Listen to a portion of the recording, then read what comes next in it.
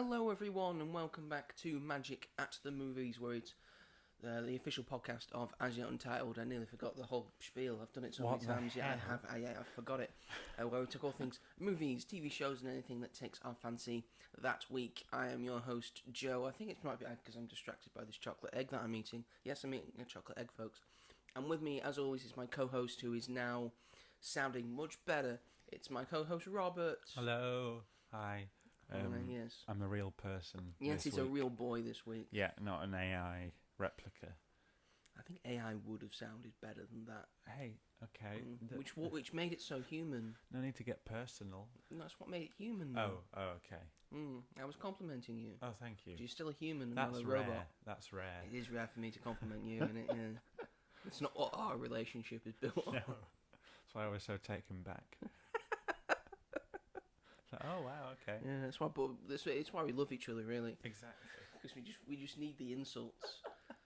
What's life without a few insults? As long as true. they are healthy and reciprocated. Sure, whatever you say. Anyway, welcome back to Magic at the Movies, folks.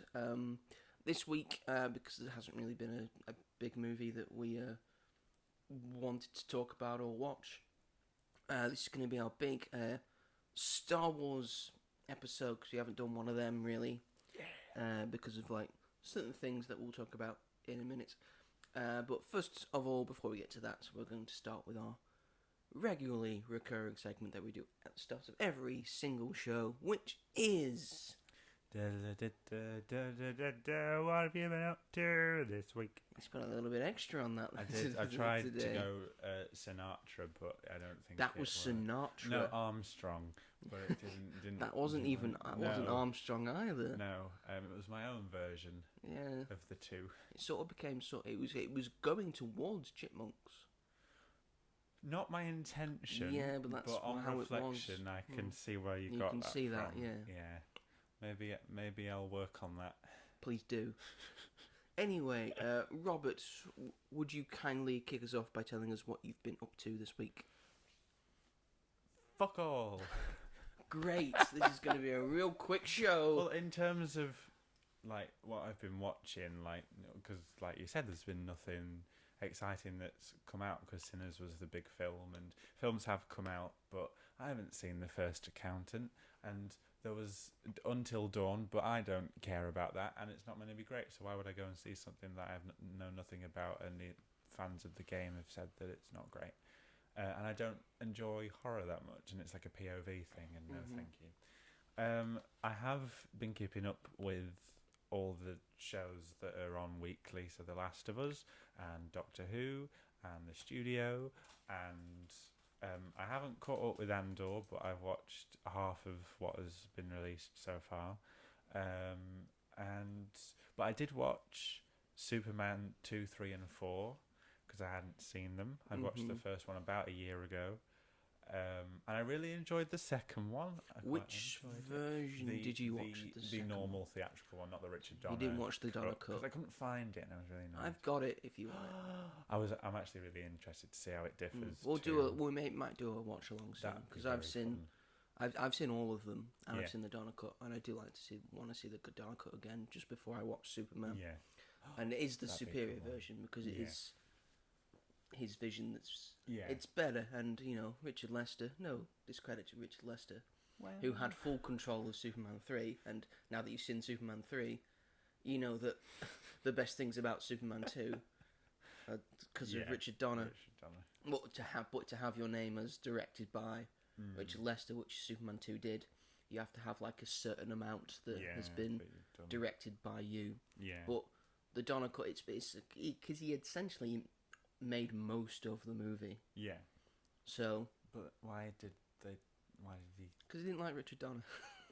They just got rid of him. They tossed him. The first one was such a big success. Yeah, so... but they filmed them back to back. Oh, I see. Oh my god. Well, that kind of shows, especially compared to the second and third and fourth one, really, because they are not good. I can also tell because I don't even remember watching Superman 1, but there's a In Loving Memory tribute, like, I think at either the start or at the end, to, whose name I unfortunately have forgotten, but the cinematographer of the movie, who's like he's like one of the greatest cinematographers of all time. He's done so many great movies, and he did the cinematography for Superman 1, and then a lot of for Superman 2, and you see it especially in the Donner cut, which is why those two movies look a lot better than Superman 3 and Superman 4. Yeah, a lot better. But yeah, I don't know what I think it was from reading All-Star Superman that I was like, I'm in a Superman-y mood. Oh, he's Superman craze. He's getting in the mood. But it's like even the first one I liked, but I didn't love the first one. I think it's just because it is, from the 70s. I think if I watched it again, I'd appreciate it more, having like read the comics and then having seen the rest of the films.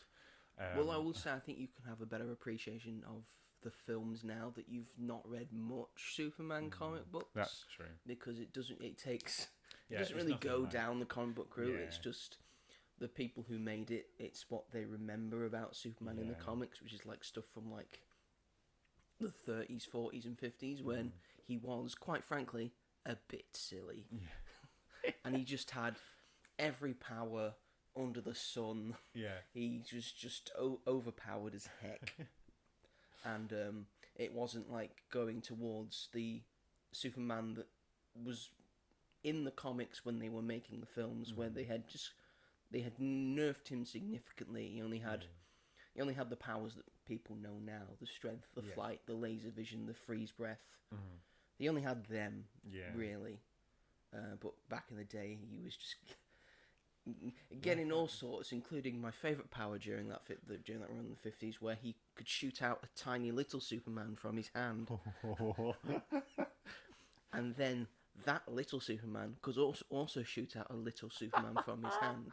So it's just a never-ending tiny versions of Superman. I want to see that so bad. James Gunn, please give us tiny Superman and even please, tinier Superman. James, I'm begging you. No. Oh my god, that is incredible. Just do the comics you grew up with, the good ones. Oh no, I'm all over tiny Superman.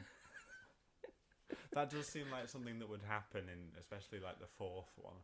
Like if that happened, I'd be like, that fits the tone. Like he just built that wall with his eyes. That's what I thought when I was like, when the fuck could he do this? It's just stupid, that, isn't it?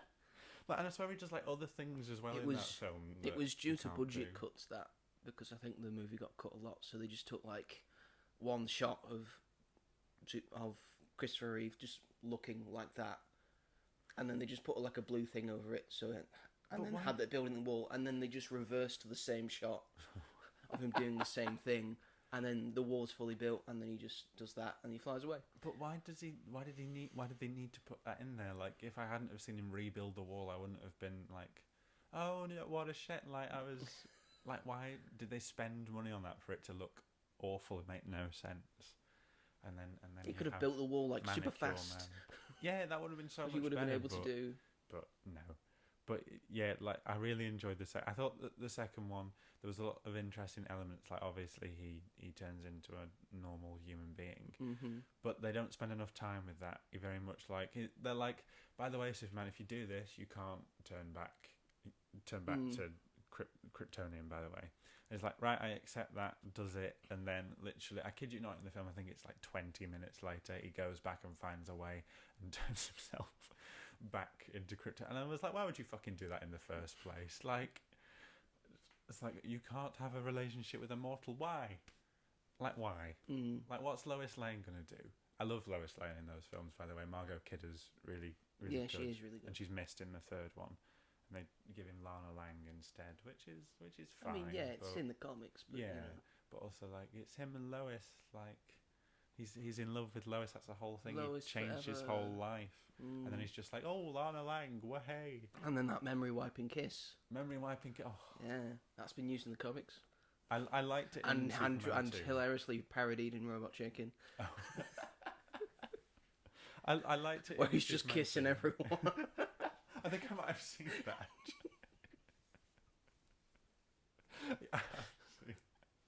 Oh my gosh. But he uses it in Superman 4 and like they have this He like just does it again, yeah. I'm like, for fuck's sake, that just takes away from that moment at the end of the second one. Yeah, I thought that the third one and the fourth one were equally as bad as each other, but the fourth one was more entertaining but was dumber, and I just thought that the third one was just a bit boring in places. The fourth one has is doing some sort of commentary of the nuclear arms race, and that's what pissed me off. Is that was such a great route to go down. Yeah. They spend 15 minutes on it, takes all the nukes, chucks them into the sun, and then it's that's done. Great, well done, Superman. Well done, Superman. It's like, yeah, well done. That's good. Great. But it's like, and that's also, not it. Also, that kid gets shat on when he first recommends that in school. It's like, why don't we just... What about what should we do about the nuclear arms race and all the nuclear weapons that are in things, and everyone's doing say dumb things and that, and he says, why don't we just get Superman to get all the nukes and just throw them into space? Yeah. And I was like, that's a dumb idea. No, it's not, because you live in a world where Superman fucking exists. And it works until... In our world, you'd be like, yeah, you're a child. That's a fucking stupid thing because you just think Superman's a real person. You're a fucking idiot. But he's not a fucking idiot. He's right. It's true. Exactly. That's what you do. Yeah. That's the answer. And he deserves the credit for that. Yeah. As if a kid came up with that, and the rest of the world didn't. And then Lex Luthor puts Superman's hair cell into a rocket that he sends up to space, and then turns into who I call Manicure Man. The nuclear man. Nuclear man with his claws, little claws that he can extend for some reason. And then you have that. I thought that Gene Hackman wasn't good in Superman 2 or Superman 4. That it was shoehorned into Superman 2. There was no point of him being there at all. And then Superman 4 is just like, we need to get Gene Hackman back because people like Gene Hackman, and it's Lex Luthor because the villains in the third one are terrible. You see, here's the problem. Here's the problem with most Superman movies that we have gotten. Yeah. I could count on one hand, with probably fingers to spare, the amount of actual Superman villains from the comics that they have used in the films. That's not good. So you've got Lex Luthor, used him multiple times. He's in Superman 1, 2, 4. He's in Superman Returns. I still haven't seen that one. That's my next. He's in all the Snyder ones as well. They've used General Zod twice. Yeah. They've done Doomsday very poorly once. And very briefly. And that's pretty much it. Yeah. We've not had Bizarro. No. We've not had Brainiac. No. And these all bottled cities, and he's bottled Kandor, which is a city in Krypton, and all that jazz that you could have done, which they've done in the Superman 78 comic book, which is a very good comic book. It's like a follow-on from the first movie. Oh, that's cool. So it's really good. Yes, there's just, they haven't done Metallo, they haven't done Parasite. There are just so many Superman villains that they could do, and they just haven't. Luthor. Well, yeah. I get that you've done Lex Luthor. He is Superman's bad guy. That's why the Joker has been in so many Batman movies, because he is the arch enemy of Batman. Yeah, but he's only been done okay once. Who, the Joker? No, Lex Luthor. Like in the first Superman film. I don't even think he's done that well in that. No, exactly. He's not exactly like a super genius. No, he's a tit. He really is. Especially the more they go on, I was like, this is supposed to be like a mastermind who owns all these corporations. This is just a bumbling fool who keeps getting himself into prison. Even the Kevin Spacey ones, it's the same because it's technically the same Gene Hackman. Right, is that the point of Superman Returns? Sort of like the same universe. Is it supposed to be Yeah, it's supposed to take place in between 2 and 3. Is it really? Is the theory. Right. But they never. Or they want to say, you know what, 3 and 4, they didn't happen. It just happened. Which is fair enough. That didn't happen. It's fine. I met Brandon Routh actually. He seems very lovely. Because he was in the CW. Yeah, he did the Legend? Crisis Crisis on Infinite Earths thing. And he's also He's done other things. He's a character in the show, but then they brought him back as Superman for Crisis on Infinite Earths. Yes, I've not. Yeah, my I'm not that caught up on CW. I've got a friend who's a big fan. I've watched 3 seasons. I've watched the first 3 seasons of Arrow, and I've watched the first season of The Flash, and that's it. I don't think I could get into those. I've not seen any Supergirl. I haven't. No. I think I saw. Seen most of the snippets from the Crisis of Infinite Earths thing, because it was a big thing. They were bringing all the TV stuff together, and they brought more movie thing in because they had Ezra Miller. They did. Great, yeah, I know, right? Thanks, guys. Unbelievable. All your characters, and you bring in Ezra Miller. And yet, for the Flash movie, you don't even give Grant Gustin a look, do you? Don't even give him a look. Even though that was all this service he's done to the character. For some reason, they only show but they did show Nicolas Cage, Tim Burton Superman. God, can you imagine what the hell? Superman with long hair. They did show the George Reeve Superman from the 40s. Yeah. Which is very controversial, considering George Reeve was then typecast as Superman, and so much so he just hated it and then killed himself. But Grant Gustin, that god awful cameo. God. Well, hey, Superman. I am planning to watch Superman Returns, and then I'm going to rewatch Man of Steel because I don't remember it very well. I'm going to tell you right now, Superman Returns is boring. It's 2.5 hours. It's real boring. Oh, there are a couple of good scenes. My favourite scene in it is when he catches a plane. Oh, fun. Because that's like, I watched that when I was like real young. Right, that was like the first Superman movie I ever watched, and that like scene was just like permanently implanted in my brain. So much so when I think about Superman doing a thing, it's always catching a plane. Okay, well I'll look forward to that. Oh, sorry, I've not built it up for you. I just don't want you to get your hopes up. Maybe you'll be pleasantly surprised. Mate, I doubt it. Just don't watch it on when you're don't watch it when you're tired. Okay, that. Because then you may fall asleep. I don't know when I will. Because so I think I'll watch Batman vs Superman again. Just because I don't remember it. I remember I watched the director's cut of the extended version. Yeah, and I quite liked it more than most people did. But I'll watch it again and see if they probably will change my opinion. But we'll see. And then that's all we've got for Superman live action films. Yeah. Until you could watch Superman and Lois or Smallville. I could, but I won't. Superman and Lois is good. Right. Like it's actually quite good. Oh, good. I will say. And there's a lot of people. A lot of people like Smallville, but I can't get into Smallville. So it's all the same thing because they never commit to anyone having any costumes. Right. And just you'll wear like a standard like clothing, but you'll have the colour scheme. Great. Like Clark will have a blue jacket and a red shirt, or he'll have a red jacket and a blue shirt. Ooh. But that's literally all I've watched this week, I think. Pretty sure. Yeah. What about yourself? Same as you. I've been catching up on all the TV shows.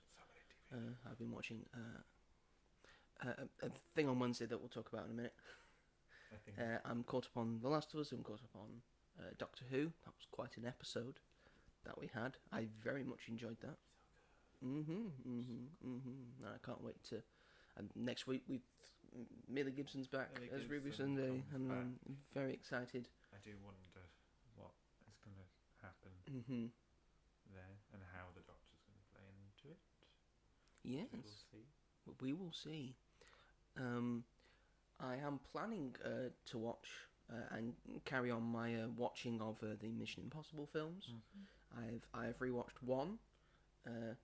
That's actually pretty good. I know it's older than some, but I think it still holds up pretty well. I'm trying to force myself to watch 2 because I remember 2 not being very good. And then I've got 3 and 4 and 5 and 6 and 7. Yeah.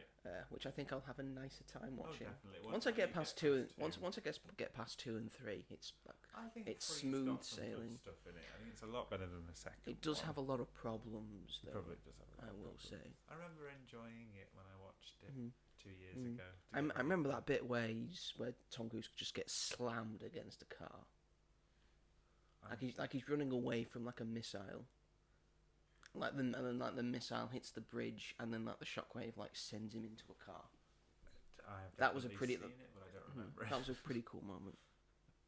I don't remember like any of them apart from Fallout and Dead Reckoning and the first one. If I'm going to be honest. Or the most recent ones. Well, because I don't know. I didn't watch them. You don't remember? You don't remember 4? Not really. He climbs the Burj Khalifa. I remember really liking it, but I just can't remember what happened. You don't remember that bit where he climbs the Burj Khalifa? Yeah. It's got Jeremy Renner in it, then, as does the 5th one, and we're still waiting for Jeremy Renner to come back. Yeah. I just can't remember. Okay, it's fine. It's fine. It's fine. I would have remembered at the time. Would you? 2 years ago. And the most thing I've been doing this week, I've started rereading one of my favourite comic books of all time, which is called Marvels. Is it the Marvel? No, it's just called Marvels. This came out in the 90s. Oh. I've got it right here in my hand. My special like hardback edition of it. It looked like you pulled from that my out your arse. from my Marvel Ultimate Graphic Novels collection. It's written by Kurt Busiek, and it's drawn, or I shouldn't really say drawn. I should say painted by Alex Ross, because this is the first like comic series that is where the artwork is painted. Oh. And I think you can see that. I mean, look at the artwork that you see there. It's like incredible. And I'll get some experts here, like of just some standard stuff. I mean, look at that. Oh my god. That's incredible, isn't it? Oh my god, that's gorgeous. And then there's like the big picture there. I mean, all like painstaking detail. Like takes ages to draw that. I mean, Alex Ross, one of my favourite comic book artists of all time, because he draws like that. He does a lot of covers, and only occasionally will he do like a limited series, because it takes a lot of time to do that, to get that good. But yeah, it's essentially it's going through like the history of Marvel Comics. Right. Like the first issue starts in like the 30s, the 30s and the 40s, and the creation of like the characters they created during that time. Right. So you had the original Human Torch, and you had Namor the Submariner, and then the birth of Captain America, and all the ones that lead up to that. And it's like told through a photographer who like takes pictures of what he calls as the Marvels. And how he wants to go to war to take pictures of that, but he doesn't need to now, because New York's got its own war, because it's got the Marvels that you can take a picture of. And he goes to that in the late 30s, early 40s, and then it cuts back to the 60s, where it's everyone's everywhere, and you just all this beautiful thing, and then it goes through the history of Marvel Comics through the 60s and the 70s, and the stuff that happens in it. Oh, that's really like cool. All like some major stuff, like when Reed Richards and Sue Storm get married, like that big wedding thing. Yeah. Like the emergence of like the X-Men and the mutants, and mutant hatred towards them, and like the creation of the Sentinels, and Spider-Man being like outed by J. Jonah Jameson, and like his feelings towards that, because the photographer has like a long-standing relationship with J. Jonah Jameson. Right. So he's like sort of got loyalty today. Like develops like a friendship with Gwen Stacy. He's not like too sure how he feels about Peter Parker. Right. He like turns around on Spider-Man. He wants Spider-Man to do well, and then it comes up like one of the final moments is the death of Gwen Stacy, and him like seeing that like from afar. Oh gosh. And seeing like Spider-Man trying to save her. Yeah, that's a very. And it's one. I think it's one of the best like limited comic runs that has ever been written, in my opinion. And I read it at least. It's one of the comics that I read at least once every year. Really? It's like one of my favourites. It's like Craven's Last Hunt, I read like once every year. I read Watchmen at least once every year. All Star Superman, Batman Year One, The Dark Knight Returns. It's up there with like some of my favorites of all time. So if you haven't read Marvels, if you live near a comic book store, I'm sure they'll have it. Yeah. If you're near a Forbidden Planet, they're definitely going to have it. I would highly recommend reading Marvels. It's just called Marvels. Not the Marvels, just Marvels. You'll see it from the excellent artwork at the front of on the front page, I imagine. So that's pretty much what I've been doing with my week. How exciting! I know, right? Shall we get on to our main topic?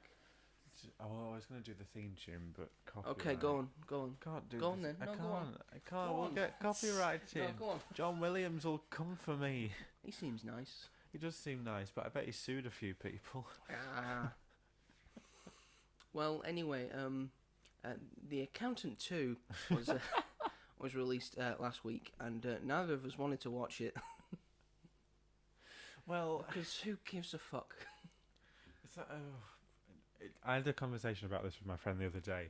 Is this year has been so lukewarm Mid. for films, and like it used to be that we'd go and see something every week, but it's turned into like once every 2 weeks because the stuff that is out we'll see if we've got the time and we're seeing something else that day.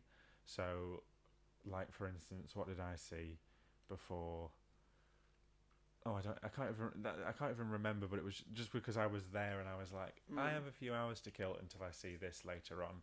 I have that membership for Odeon, so I'm like, okay, I'll see this now. Like Drop, when I saw Drop, I was like, that was at least 2 weeks after that had come out.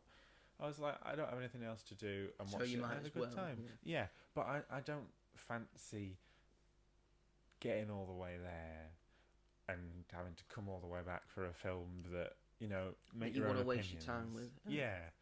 I think many cinema goers feel the same way. You can see that with the box office. They're not just going to go out to see nothing. No. It's like I would have watched The Amateur if I was there at the right time, but just doesn't work out that way sometimes. It's true. But yeah, we both do want to see that, so we thought Andor Season 2 being released. Yes. And we're both enjoying it still, very much. It's still one of the best Star Wars. It's very good. And we're only 6 episodes in. Yep. I know we've only had 2 weeks, but already technically halfway through this season. And of course, last week we had the 20th anniversary re-release of Episode 3, Revenge of the Sith. Yep. Which I think is the second biggest opening for a re-release ever.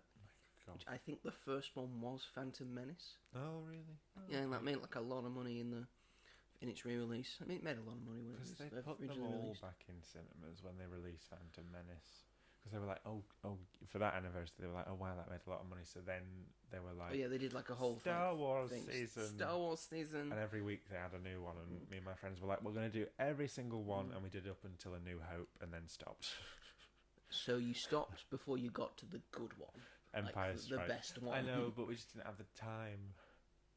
It's like that week it didn't work out that way. I know. You flummox me. It's to no end. And of course, I hope this shows Hollywood that this is the way they should be going. They should be like re-releasing more of your old stuff back into cinemas, because I think that will keep cinema going, because I think people have nostalgia for things and they'd want to see it on a big screen. Like people came out to see Revenge of the Sith. I mean, I imagine. I mean, I've seen Lawrence of Arabia on like a standard screen. I imagine that's incredible to watch on a big cinema screen. So I imagine people would go and see Lawrence of Arabia. If they put it on a big screen. Like stuff from the 80s and the 90s people are nostalgic for now. Stuff from the 70s as well, Grown a Crown. Like, if you put Pulp Fiction back in, people are going to see that. Like a lot of Tarantino stuff. Yeah. A lot of Spielberg stuff. I mean, put the Indiana Jones films back in cinemas. Yeah. I beg you. That'd be fun. I'd like that. That would be fun. Even the fourth one. Actually, maybe not the fourth one. But, with all of that in mind, and because it is also at time recording, Mm-hmm. it will be Star Wars Day on Sunday. Yep. May the 4th. May the 4th be with you. It's the only time I will do the month and the day in that order, because it does that. Yeah. Normally I would just say the 4th of May, Yeah. because that's how you should do it. But you know, May the 4th be with you, that's fine. Yep. And I will be watching some Star Wars movies on that day, as is customary. That'll be a Comic-Con. We have decided that today is going to be our big old Star Wars episode. Not saying we know what I'm allowed to do. And then we're going to stop there to get them to the main bit. Like £100 in debt. I know, right? It's a good job no one listens to this podcast. We're not supposed to say that. Hello to the people that are listening. Thank you very much. You got this far. But yes, this is our big Star Wars episode, because I think it's big enough to earn its own episode. It's like a massive thing. It's been massive ever since the first film came out.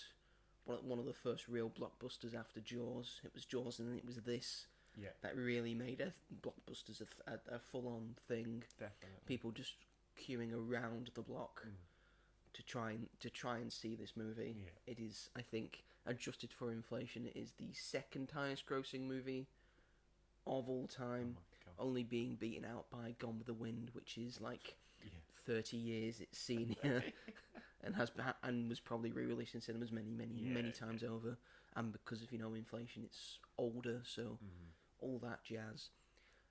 And Star Wars movies always make money. They do. Yeah. I think. You think? Yeah, well they do. But there was one that didn't. We'll get to it. Yeah.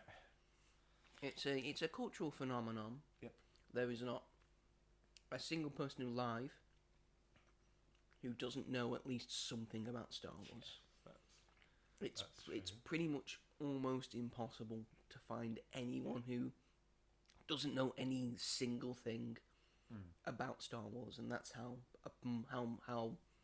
much a part of the culture it is. I mean, I read a book by an author whose name escapes me. I'm not good with names. But the book's called How Star Wars Conquered the Universe. And it leads up all to the making of Star Wars. Yeah. And all the things that come after it, and all the... When it was at the end, when it was acquired by Disney, and all the prequel stuff, and all the stuff in the middle, and how it survived between the originals and the prequels, and all of that. Yeah. And all the extended universe stuff. But it starts and it ends by him talking about a re-release of Star Wars that's going to be in a different language, for the first time, and him trying to find someone who has no idea what Star Wars is, in any level at all, and he fails. Because it's impossible to find anyone who doesn't know anything about Star Wars. Doesn't know what it is. It's just it's one of the biggest things in the world. Yeah. I'm happy I'm a fan of it. Sure, some of it's not great. Yeah. It's very hit and miss sometimes. Oops. But I am one of those people that just loves Star Wars no matter what. And Robert can attest to this because we're both currently looking at my collection of Lego Star Wars things. It's kind of nice to have it here. It's impressive, talking about it. That's not all of it either. No, it's not. I've got no display cabinet with all the duels of Star Wars in it. And to say that is not all of it is very impressive. Yeah. And it just keeps fucking going. It will not stop. Won't stop. Well, as long as they keep making good sets, and if we have new films and shows that have really good bits in. I mean, I don't think I can get any more Lego Star Wars. I think I'm done with Lego Star Wars. I don't think there's anything else they can bring out that I would sorely need. But you need a minifigure of Sigourney Weaver. I mean, I could buy a Ghostbusters set. True.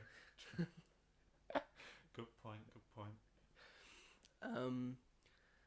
But what was I going to say before you so rudely interrupted me? Oh yes, I'm talking about Lego. Quick side note: I don't need to buy any more Lego sets, but they've recently announced some new summer sets that are coming out, and they're doing a Sherlock Holmes book nook. Yes, they are. So I think I may want to get that. And also, I've seen some of the Marvel things, and they're doing the Spider-Man 2 train scene. Oh no! So I have to get that. And they're coming out My childhood would not forgive me if I did not get that. And Fantastic Four has Lego sets. Yes, I don't think I will get that one. Not Galactus. No, I don't think I need a buildable Galactus. Give a little Vanessa Kirby. I don't. Well. And a Pedro Pascal. Unless you have a Mandalorian. I've got a Mandalorian. So that's fine. Oh, of course you do. That's fine. That's fine. You've got a Pedro. That's fine. I'm sure they'll build, and then I'm sure that they'll have a Lego set of the bear eventually, and then I can get Emma Moss back rack and stick there. You never know. And those Gladiator 2 sets they're making, I'll get Joseph Quinn in there. Oh gosh. But yeah, Star Wars is a big thing, and for this, Robert has going to take the lead with this one because he has prepared some questions that we're both going to answer. And this is for where you the show about goes downhill. Things. Yes, it goes downhill now because I'm going to pass you over to Robert now. Robert, take the lead. Hi everyone. Immediately it went downhill. You could feel it. Well, I just thought to give the conversation some structure because we could very much go on different tangents and then be like, wait, I forgot to mention this, I forgot to mention that. So yeah, I was going to say, I was thinking maybe a top, before you came on, I was thinking maybe a top 5, but then you can also just not say things, so. Yeah. I have an order. I know in my head what the order is in terms of my favourite films. But I've just got a few questions. Go on, let's hit away. Okay, so first off is favourite film. I know yours. Star Wars. Mine is The Last Jedi. Sorry. It's a fair pick. Yeah, come at us, internet. We think The Last Jedi is a good movie because you know what? It is. Because Star Wars is malleable and can be restructured and changed. And it's different. It's different. It's doing something new. It's not the same old shit. Not the same old shit. I love it for that. Yeah. I think it's very interesting. And I think it also has something to do with the fact that this is when I became a Star Wars fan in 2017/8. I didn't see it until 2018, but it was around that time. It was the first Star Wars film I'd seen at the cinema because it took me a long time to get into it. I tried getting into it when I was younger and I didn't like it because I was all about Harry Potter and I was like, I'd Spelliarmus. Fantasy more over sci-fi. Yes, that was. I mean, we could get into the argument of Harry Potter is just Star Wars with bad lightsabers, but you know, we'll not say that. We'll not say that today. Don't make me upset. But yeah, so then when I actually saw, I remember my friends who were big Star Wars fans saying that The Last Jedi was great, and then I saw it, and then once I'd seen it, it was about a month after it had come out, to be fair, and I was like, oh my god, that was so good, and they were like, yeah, I don't really think I like it anymore, and I was like, for God's sake. It's always how every time I join a fandom, it starts going downhill, and I am Star Wars sick fandom of it. has been going downhill for many True, years. But that is not your fault. But this was the most controversial film. Like, for the most part, like everyone could agree at the time that the prequels weren't great. It's only like recent times where people have appreciated them more. I think it was during like the time when the sequels were coming out that the people who had grown up with the prequels were starting to become more vocal online. Yeah. Which is probably not a good thing. No. Because, I'm going to say it now, the prequels are crap. I'm sorry everyone, the prequels are crap. Even and I know we've technically got, if you like compile all the things that are all technically prequels, because if you're going from the original trilogy and everything before the original trilogy is a prequel, and it's like probably like 200 odd hours of stuff that includes all the prequel movies, and then that includes Andor and Rebels and the Clone Wars and various video game stuff and Rogue One and Solo. Yeah, that's a lot. That's all prequel stuff, and a lot of that's quite good. But if we're talking base prequel movies, I'll say what my favourite one is in a minute. I wonder which. Talking base prequel movies, 2 out of 3 of those movies are crap. Yeah.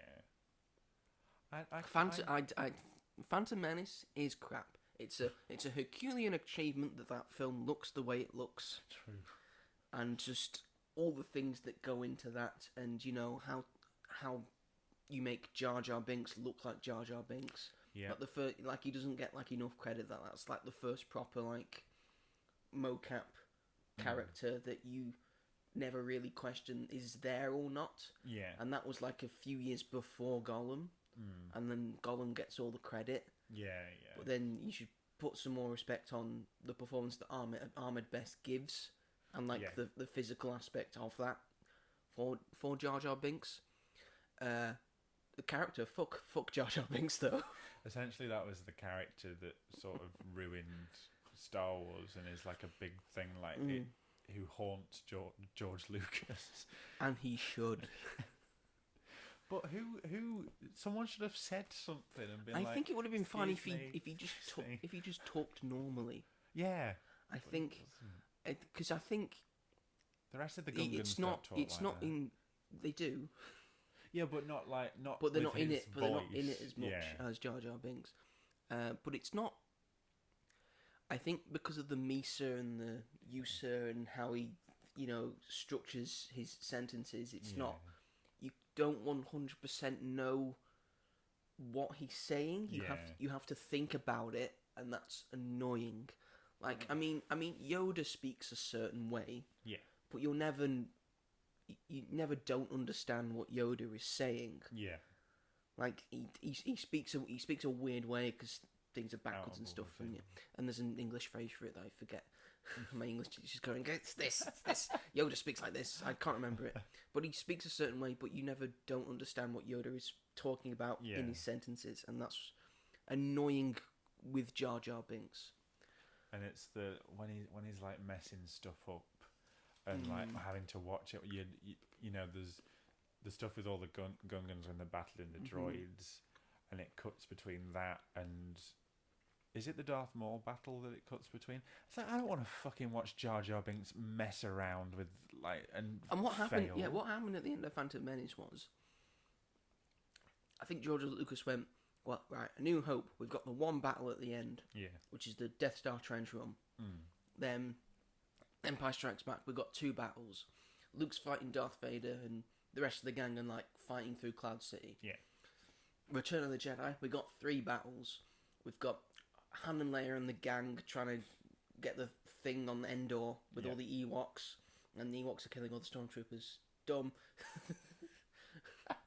That's where the adage comes from of the stormtroopers are shit. Yeah. And then there's the big space battle with Lando and the Millennium Falcon trying to destroy the Death Star 2, and then you've got Luke versus Vader 2 with the Emperor there in the throne room. So I think George Lucas went, let's do 4 battles. Let's do 4 battles, shall we? I don't get it. I don't get it. It's just silly. Like I get that they were trying to like add like a comedic relief because you had R2 and 3PO as that in the original films, but that's like that's not cute. that's not over the top. No, like, I love R2 and 3PO. It's done in moderation. Yeah, and I think it's they add something. It's not to all it. the time. Yeah, they add some. Everyone loves R2 and 3PO. I think some people find 3PO annoying, which I find really offensive. I don't. I like Anthony Daniels. I love 3PO. He's so well spoken. I know. At least he's well spoken. At least I can understand him. But Jar Jar is just it's too much of him. I hate that he's like basically the third person with Obi-Wan and Qui-Gon. Like I don't know. So my favourite tangent over. This is going to be a whole Star Wars tangent, really. Yeah. My favourite Star Wars film is, I think, what everyone's favourite Star Wars film should be, because it's the best Star Wars film, which is The Empire Strikes Back. I respect you for saying The Last Jedi, though, because I also that's number 2 for me. I know, controversial. Fuck you. But fuck you. It's just it's the best version of the sequel, but it gets darker and grittier, which it does do. It's got a lot of darker tones. Yeah. I think there's a lot of hallmarks of Star Wars that come from that movie. It's the first time the Imperial March is used. It's not in the first movie. No. It starts in this one, and that's like become synonymous as like one of the theme songs for Star Wars. Yeah. It's like one of the best remembered ones. I like in the original trilogy. A lot of people say, "Oh, the lightsaber battles, they aren't much." There's more storytelling going on with the lightsaber duels in the original trilogy. I mean, I think I would agree that a lot of the best lightsaber duels are in the prequels. Yeah, definitely. But they sort of relied on that. It's a lot of choreography. Yeah. And a lot of fast-paced choreography, and there's not a lot of storytelling going on with that. That's why I like the lightsaber battles in the sequels, because they've got a bit of both. Yeah. They've got like some of the better choreography that they've learned from the prequels, but they've also got a lot of storytelling going into that. In Empire Strikes Back, you can see that Luke's still trying to learn the ropes, and he's holding his own against Darth Vader. You see a lot of more storytelling in the Vader versus Luke battle in Return of the Jedi as well. I really enjoyed that. I also really enjoyed this lightsaber duel. I think it just holds up really well. Definitely does. And it's Darth Vader. He's just so cool in that. Yeah. He's just so cool in that movie. Like, it's frightening. Like that's when he like comes into his own. Like he looked threatening and menacing in the first movie. Yeah. This is when you found out that, oh, this guy's serious. Yeah. This guy. Feel it. Yeah. This guy could kill anyone. Yeah. He could. Yeah. And the side thing with Han and Leia and their romance like blossoming. When I showed my sister these films for the first time, that was the bit she was like, she's like, oh yes, yes, because she's like that. Yeah. I mean, she can't watch Revenge of the Sith. Like, she refuses to watch it again because of what happened with the romance in that and how that happens. Yeah. Yeah. It's like the opposite of Han. Yeah, it's like the opposite. But yes, the R2D2 stuff, the C3PO stuff, the stuff on Dagobah with Yoda, also brilliantly done. Like Frank Oz outdoes himself as Yoda, like, and that's the thing he's most remembered for now. Yeah, it's not Fozzie, no, it's not Miss Piggy, it's Yoda. That's his shit crazy. That's his repertoire. It's like a dichotomy. It's like the lowest is Yoda, and in the middle it's Fozzie, and at the very top it's Miss Piggy. Tier system of how aggravating the role is. But no, it's just an incredible, and it's not just for me one of the best Star Wars movie. It is one of the greatest movies ever made, and I think I don't know I don't know why the Star Wars community can't come to a consensus on that's the best one. Oh yeah, because it is the best one. Yeah. You'd think most people would be agreed on that. But no, apparently not. But no, and they're saying, "Oh, I actually like the Phantom Menace." You're wrong. You're wrong. It's a bad movie. It's got one good scene. It's got Duel of the Fates. That's it. It's got that music and Darth Maul with the dual-bladed lightsaber. Love Darth Maul. Cool looking villain. Yeah. I mean, he gets more play in the Clone Wars TV show, as most people do in the prequels. Which is probably why people have more good thoughts about the prequels, because they've been given character in the TV show, the characters that they didn't have in the films. There's some of the episodes in because the Clone Wars is canon. It's really funny. Canon, There's several adventures where it's Jar Jar, R2, and 3PO, and that's canon. There's an episode where Jar Jar, by being an idiot and accidentally doing the right things, like saves Padme from like dying. Yes. And I was like, there's an episode where I think like one of the Gungan like commanders, I think he's called Tarful, who's in the Phantom Menace. He's the one that's like always teaming up with Jar Jar. Right. He has an epic battle with General Grievous. Yeah, and he nearly kills him before General Grievous eventually takes him out. That's epic. I'm like, I'm here for that. What? There's also an episode where Jar Jar teams up with Mace Windu. Oh my god! I'm like, oh, get this off my screen. Because he's barely in the third one. For good reasons. He's barely in the second one. And he's barely in the third one even more. And yet he's the one that gives Palpatine. Yes, because of the backlash. They said, all right, I'm just going to make him the bad guy now. But I thought there was a really interesting, because I think, I don't know whether it was George Lucas that wrote it, but there's a Star Wars novel that had Jar Jar's like ending in it, and it was... He didn't write that. No, he didn't write that. He becomes a clown. He does become a clown. But it was really interesting, and it was because everyone had hated him for what he'd done, like making Palpatine Emperor, and I just thought that was like, at least they sort of tried to do something with it, and I felt quite sorry for him, actually. I didn't. I was like, oh, that's kind of sad that he's like a homeless clown. Fuck him. He didn't know that he was Chancellor. Fuck all that Jar Jar Binks merch from 1999. Because they really have you seen that lollipop? Yes. Oh my god, yeah. They really thought that they nailed it with that. Yeah. Like, he was everywhere. Yeah. Oh god. Oh, Jar Jar. Okay. Next question. Next question is, this is, because if it's not this, well, favourite TV show? There's been a lot of TV shows. There has. TV shows. Within the I was saying live action and animation. Yeah. Or shall we do like two things? I think we can just just merge them into one. Yeah, because so that makes it even tougher for me because I'm saying Mandalorian. You're saying Mandalorian. Just like I really like Andor, but the first half of the first season I found really tough to get through. Okay. It was only until the second half that I really loved it. But Mandalorian, like season 1 and 2, I loved all the way through. But then it's got season 3. Great. It's got some good stuff in it. Which Pedro Pascal isn't in at all. Pedro Pascal's not in takes his helmet off. But I loved the first 2 seasons. He's doing the movie though, folks. He's in the movie. Thank God. But I'd say that's probably my favourite. And I haven't seen Clone Wars, but I loved Rebels. I watched that all the way through before I watched Ahsoka, because I thought I wouldn't understand it that much, and I'm glad I did watch Rebels. Yes, that's true. Because it is Rebels season 5? Pretty much, yeah.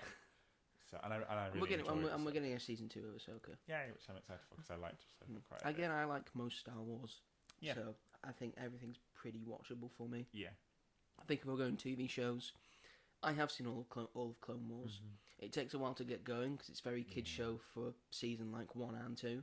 Yeah, that's why I stopped. And it's very and it's very much just like villain of the week, episode of the week, sort of thing. It's got some in season 1 and 2. It's got some decent episodes. There's the one that's just like early in season 1 that's just clones focus, where like the rookies get stuck on the sector and they've got like Rex and Cody there. And you know the big sacrifice that Heavy makes, and you say, oh, so this is the tone that they might be setting eventually. And then season 3, it really kicks off with the stuff of like the attack on Kamino. That's a good couple of episodes, and there's the Umbara arc in like season 5, I want to say, with the 501st, and Rex gets a lot of play in that. Oh, cool. Past like season 5, season 6. Just some truly great Star Wars and great television of like stuff with the Jedi and then the clones and then the Jedi and all that stuff, and then stuff with the Sith as well. Like a lot of complex stuff going on. Yeah. Stuff like the return of Darth Maul as well was like nice to see. Yeah. And then all the stuff with Mandalore as well, and Mandalorian stuff, and Pre Vizsla in it, who's voiced by Jon Favreau. Oh right, cool. And then Bo-Katan as well, the emergence of Bo-Katan, and the person and the person who voice acts her. Also, is her in real life, which is nice to see. Yeah. Because that rarely happens. Yeah. And Darth Maul sort of taking over Mandalore, and then Darth Sidious like coming in to destroy him because this is fucking up with my whole plans. So you've got to fucking go. So I'm gonna have to kill your brother as well, who's the voice of Mr. Krabs. Clancy Brown. Clancy Brown, yeah. And Sam Witwer, of course, as Darth Maul, who's come on as Darth Maul. Yeah. Excellent. Kenobi. See, That's excellent. Rebels, That's from Rebels. Rebels is also very good, and I mean, season 7 is just so good. I've seen the last 4 episodes. I of mean, season yeah. 7. I liked like the first 4 episodes, which were focused on the Bad Batch. I've seen the Bad Batch as well. It's pretty good. Yeah, it's pretty good. It has a nice ending. No. The episodes in the middle, like Ahsoka and the 2 things, are like the weaker ones, but they're still kind of enjoyable. And then those last 4 episodes are just and everyone's like, this is Star Wars. Yeah. And that they did a thing that they've never done for the Clone Wars, which is they like mocapped the actual duel that Ahsoka and Darth Maul have. So it's not like CG one. So it's very in like other episodes. It's like more fast paced and stuff like that. Yeah. But they actually got the guy who Ray Park is what he was called, who played Darth Maul in the Phantom Menace. Right. So he was doing all the physical stuff, and like he wasn't the voice, but he was doing all the physical stuff. Yeah. So, and he's still got it. He shows up to conventions. He's still got it, man. Still got it. So I think it was Ashley Eckstein who voices Ahsoka in the show. Right. Yeah. And then Ray Park, and they were mocapped, and they did all the fighting, the big duel, which is why it looks better than any other duel in the Clone Wars. And it's so excellent, and the Order 66 stuff as well, and how they get Rex out of that, and it's very good Star Wars. But having said that, Andor is the best. It's set in Star Wars, and it's peak television. Yeah. Having just recently rewatched season 1 and getting on with season 2 now, it's just so good. Yeah. And I get wrapped up in it, and it's very political and very political minded. Yeah. And it's saying so much stuff.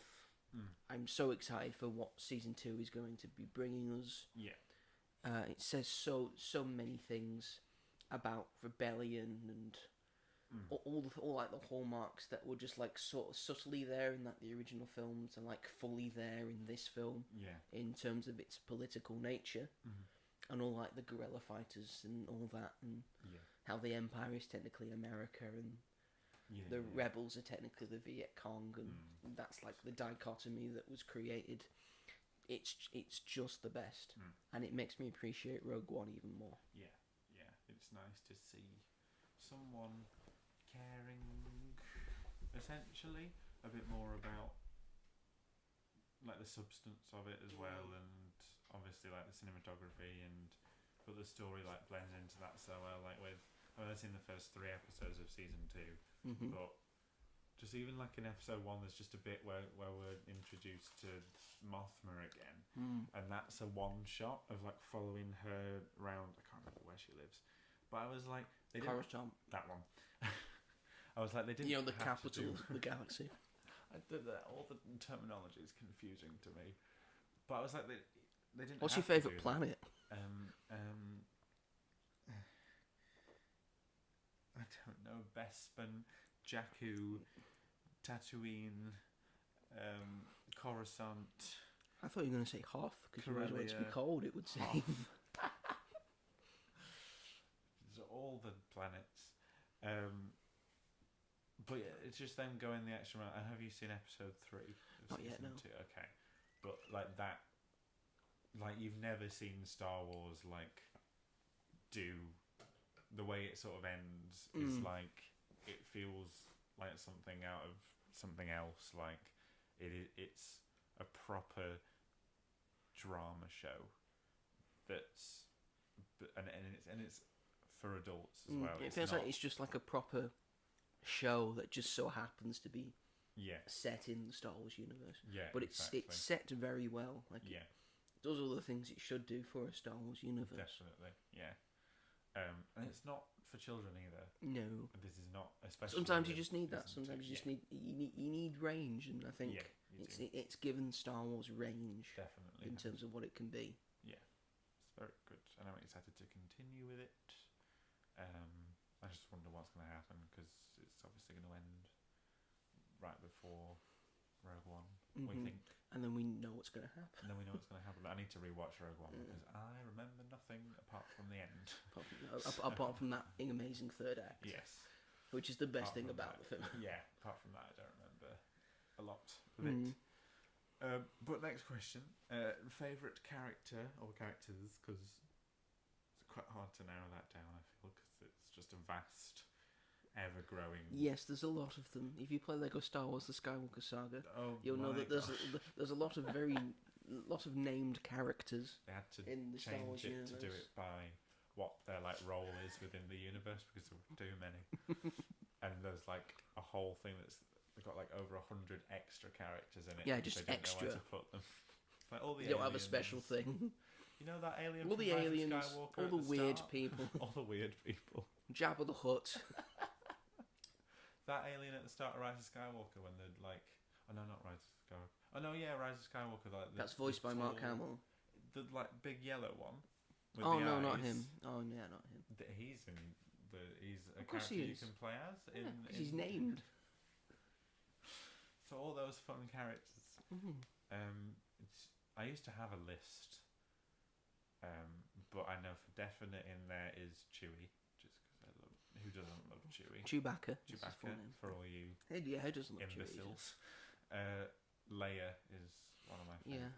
Yeah, and a very important character. Definitely, and I really like her role in The Last Jedi. I know a lot of people think it's dumb, but I really like her in the last, she's really good in it. Command of a ship and kicking ass. And considering she died a year prior, Carrie Fisher, so it was just lovely to see. And I like her shooting Poe because Poe drove me insane in that film. When she came out, very nonchalant. I was like, someone needed to stop him. Just shut up. He would have got them all killed if they'd have followed him. Because he's an idiot. I remember thinking that at the time, I was I wasn't even that into the lore, but I was like, they're all gonna die. They're all gonna die. And I know everyone's got an excuse why is Vice Admiral Hodo not just saying anything to him?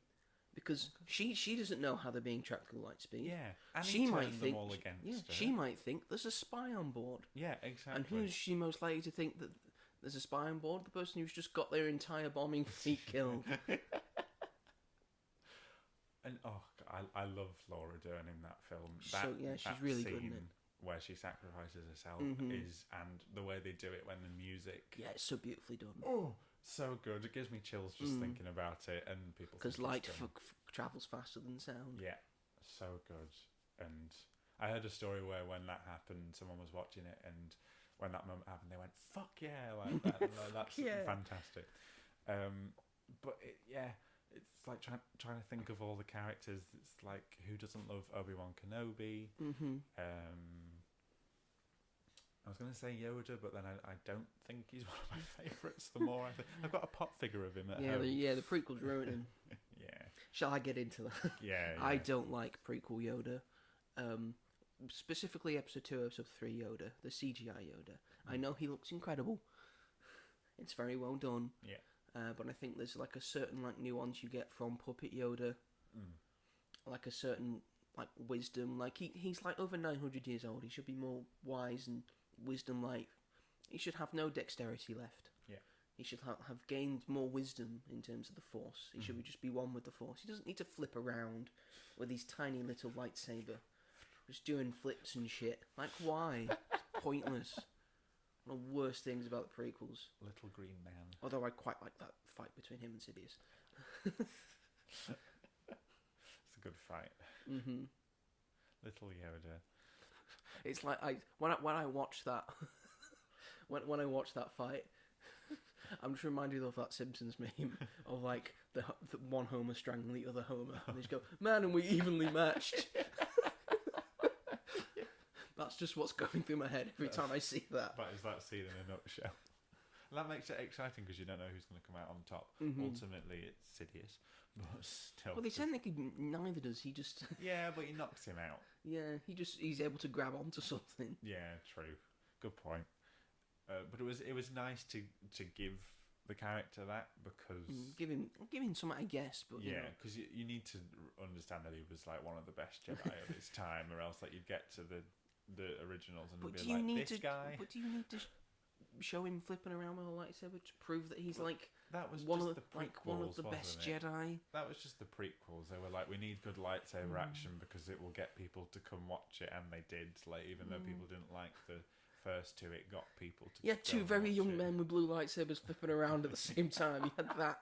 I know, but they were like, that's the better duel as well. Yeah. They were like, we have new technology now, so let's use it, and they do, and you know it does work. I think a big part of the prequels, like you say, is the action. Also, they've never done that as a Lego set. That's very Sidious versus Yoda. I wonder how they would though, because it's a lot of floating. I think maybe just like the main room that they start in, and then that thing in the middle. Yeah, and then maybe just two on the side. Yeah, that would quite possibly work. that you could should work for Lego. I should work for Lego. That'd be a good set as well. I think it'd. I wouldn't know how to build it. I would just come. This is an idea. Make it. Do it. Do it now. I have no creativity to make it. I know you need this minifigure. I know you need this minifigure. Good luck. I know you need this minifigure. Good luck. Wishing you all the best.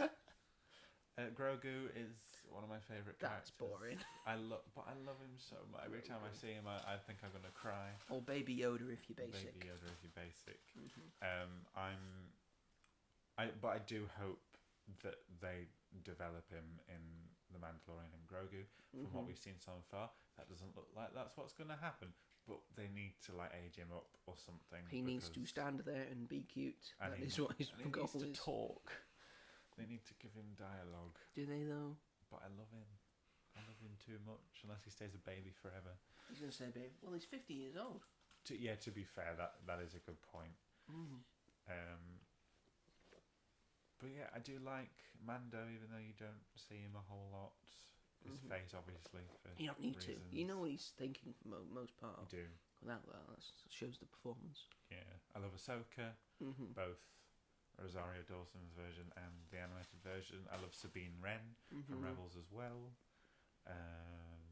Zeb is cool. I really like Zeb. Chopper.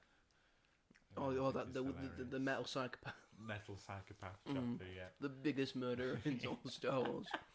I love 3PO. My!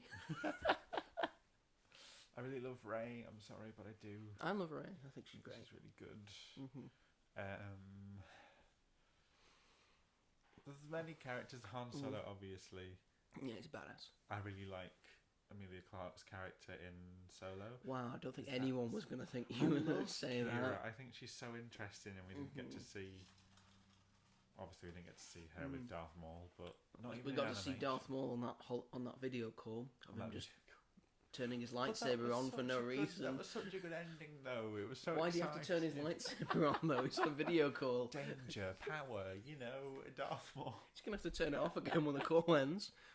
But it was the first time seeing him in live action since Phantom Menace, so it was quite a big deal. Did it make people go and see it? No. Well, it was only at the end, to be fair. Just looked it up online. And yeah. I'm gonna have to push you to say one favourite. It's hard to pinpoint one. 5, 4, 3, 2. I'll go basic and go with Leia. Well, that's fine, yeah. Leia, good character. Cool. I really like her. I like to play as in the Lego game. I like to play as the bounty hunter one with the electric. The Bosch one. Yeah. She's a good cat, and she's got a really good rifle blaster. Very, very good character to play as. Yeah, very good. Yeah. How about yourself? I would say overall, again, a lot of Star Wars characters that I love. Yeah. Han Solo is definitely up there. Yeah. Darth Vader, of course. Of course. He's just cool. And then Darth Vader / Anakin Skywalker, and you can sort of see his redemption. If you include all the Clone Wars stuff Mm. as well, but he's just a nicer chap Clone with Wars. with character. Specifically Clone Wars, not little boy Anakin, Not little boy, no, fuck weird that. stalkers, obsessed Anakin, not domestic abuser Anakin. Clone Wars. Not Clone Wars Anakin, nicer man. Again, Han Solo, he gets a lot to do. He's just cool because he's Harrison Ford, and he's just real cool. He's great and suave. But I think my favourite character in all of Star Wars, despite the fact that I say I hate the prequels, I think my favourite character is Obi-Wan Kenobi. He's great. He's just you see his arc all the way through like the first 6 films, and through the Clone Wars. It's also adds to that of him going from a Padawan to a knight to a master. Yeah. His hair is always brilliant. Tis. Except in Phantom Menace. But everyone has to have that hair for Padawan some reason. brain. Padawan brain with your little rat tail at the back. The mullet in episode 2 almost makes up for episode 2. It's the best thing about episode 2. But you see his progression as a Jedi, and the fact that he is in my opinion, he is the best Jedi because he never strays. No. He has opportunities to stray. Yeah. But he never does. He is one with the Force. He is like 100% a good Jedi. Yeah. You see it in the Clone Wars where like bad things happen to him and his former flame, his love that he would have left the Jedi Order for in the Clone Wars. I don't want to spoil the Clone Wars for you, but you're never going to see it when Darth Maul eventually kills her and. Oh, okay. Eventually, but they had like episodes before you saw their sort of relationship, and Right. like he admits in episodes like, had you asked me, I would have left the Jedi Order for you. That was like his one moment of weakness. But after that, he's like never strayed. He's like 100% Jedi. Yeah. And even if when Darth Maul has killed him in front of him, he says like, you'll never understand the Force. Yeah. You'll just never understand this. Yeah. I can rise above this. That's why I'm better than you. And then all of his stuff in episode 2 with Anakin, all the stuff in episode 3 with Anakin, and all the stuff in the Clone Wars and in episode 3 you see with like his all being such a sarcastic bitch. He's just so very good at it. All of his banter with General Grievous is very fun. In General Grievous. And then him becoming like a wise Jedi in A New Hope, and you see him as Force Ghost in episode 5 and episode 6. I think Alec Guinness does a really good job. Yeah. Despite the fact he hates Star Wars. Well, apparently that's how you get the best Star Wars, if you hate Star Wars. God forbid someone liked something you were in. And I still like Alec Guinness. Yeah. He's dead now. It don't matter. No. But but also with the Kenobi show, which a lot of people I think are a bit down on, which I actually quite enjoy. I enjoyed it. I think it actually worked, like the relationship that he now has with Anakin and him trying to stay good while he's in exile, Yeah. looking after, watching over Luke, and then he develops a relationship with Leia. Yeah. And all of that, he never strays. And then there's that episode with Darth Maul in Rebels that I assume you have seen. I have to. It's just so incredible in terms of character work. He's like hiding like a rat in the desert, but look what I've risen above. Yeah. Final stand. And then that final standoff, that final moment with Maul, it's just very good. Yeah. Have you seen that talk with Sam Witwer about how he's talking about that scene? I don't think so. Yeah. So like they ignite their lightsabers, and like Maul does his like twirly thing, and then Obi-Wan does like his stereotypical like the 2 fingers out like that. So Maul does like a generic stance, and then Obi-Wan thinks about it, thinks I'm not that guy anymore. So he changes to the stance that Qui-Gon was using just before Darth Maul bested him and stabbed him through the chest. Or the stomach. It was stomach. The stomach. So, and that makes Darth Maul think, I know this. I can beat that. Yeah. And then that baits Darth Maul into a specific thing because he does the lift up. Yeah. Which would have knocked Qui-Gon out from that stance.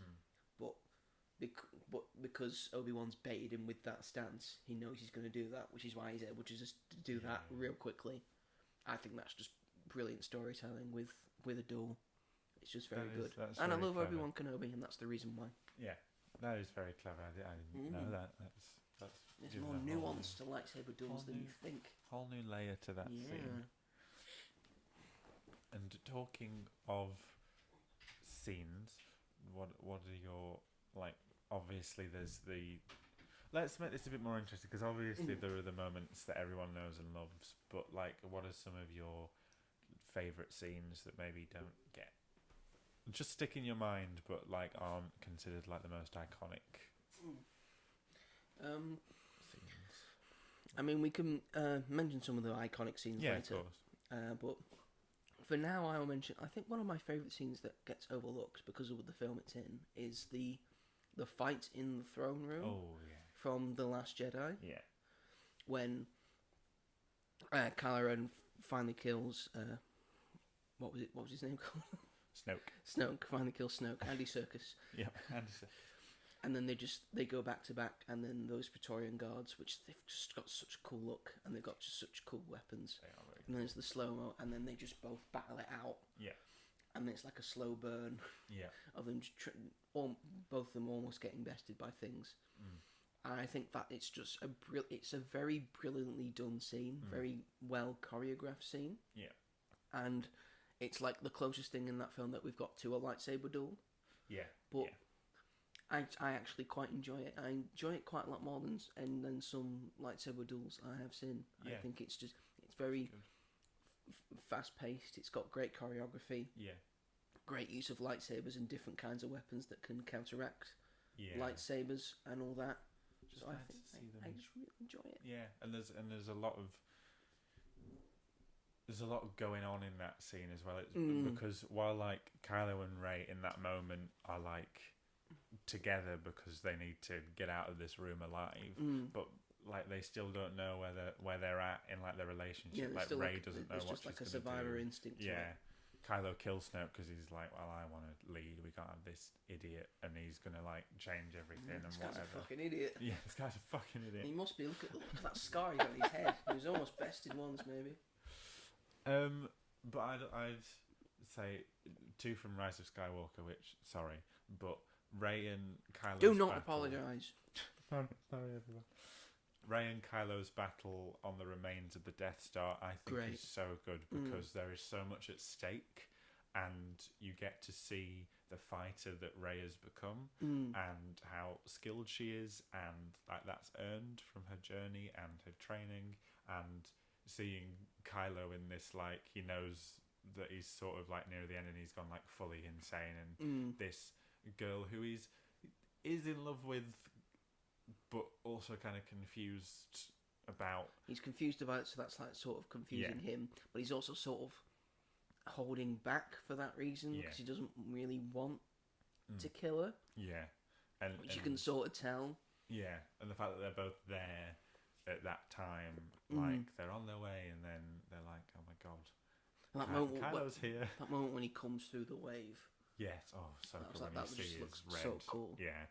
Apart from Finn being a cock block when he's like, Ray, shut up, not the time.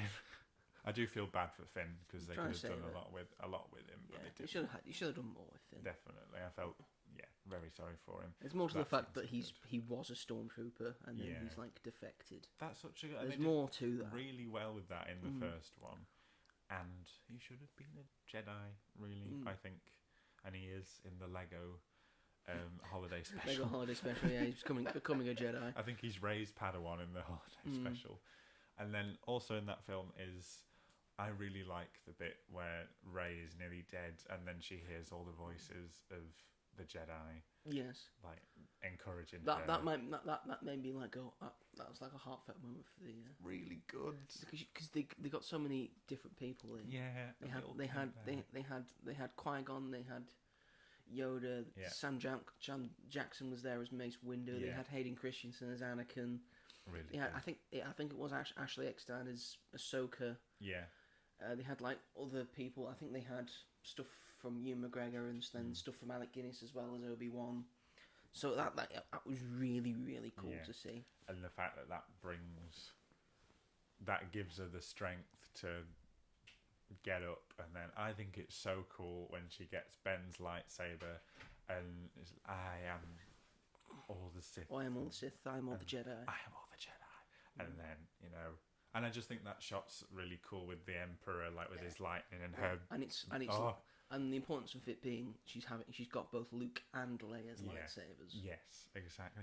And I like sort of them saying like the last of the Skywalkers, and you have not killed the last of the Skywalkers. Yeah. This is the Skywalkers. Yeah. And I like that they sort of. I wish they'd done more with it as well, because with you get that flashback of Leia also trained to be a Jedi. Mm-hmm. Little did you know, you don't know this, but what actually happened also on Endor is that Leia also trained to be a Jedi. But it makes sense that she would have. Yes. Because why, if Luke was, then why wouldn't she be like, oh wait, maybe I do as well? And you sort of see that with her dad was also Anakin Skywalker. Yeah, exactly. Why wouldn't she? Not just train? Luke. And that scene also one of my favourite scenes in The Last Jedi. Her when she's floating in space, and I don't think it's ever been confirmed whether it was Ben pulling her back or whether she, because she has that small connection with the Force, was able to pull herself back. I think it's the latter. That she was able to. I think she was able to just do that. But also, she'd also just passed away, and I think that scene. Like, some people think it's really dumb, and I hate that. I'm like, why is that dumb? It's such a, like, the way it's filmed, and the fact that she'd just passed away, and that, like, why is it such a weird concept that she's the brother and daughter? New Force things are invented all the time. Exactly. Like, the most common thing that people think about the Force is that you can, like, move things while doing that, and you can, like, pull your lightsaber towards you. That was not in the first film. No.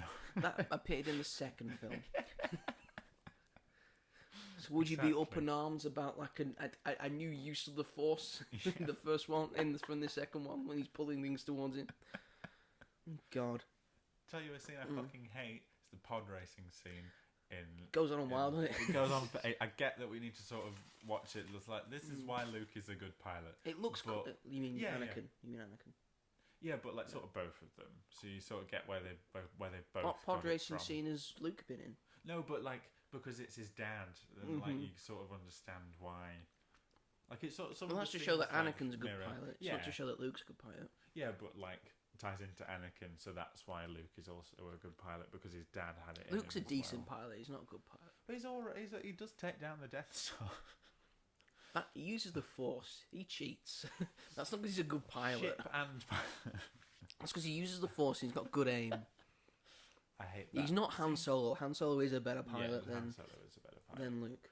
I hate that scene, and I hate the level in the Lego game. It's difficult on the Wii because I can't do it. The original Lego Star Wars video game, the pod racing level. It's difficult. It's hard. So it did take me and my brother quite a while to. It's so annoying. To complete that. Oh my god! Is that again and like again? When we were originally playing it, because once you finish like the first level in episode 1, you get access to episode 2 and episode 3. So we played through like episode 1, and then we got to the pod racing level, and we could both never get past it. So you just move on to episode 2. Yeah. And then we get to a specific, and then it's like level 5 where you're like in like the one of the clone like flying things. Can't get past that one.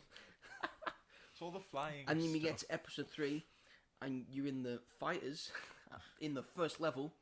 Couldn't get past that for quite a while. That's the only thing we saw from the episode 3 thing. Like a Star Wars, you won't be able to finish any of the films. Eventually, we got round to it, yeah. But no, it does go on for too long, and I'm like, I get it, but I also like, this is Star Wars. Why is this like got so much stakes to it? And Watto and his mum Shmi, like. And then little Anakin, why did they make him that young? They shouldn't have made because him that it's young. I think George Lucas said this because it's more heartbreaking to see that younger person be taken away from their mother than it is like a teenager.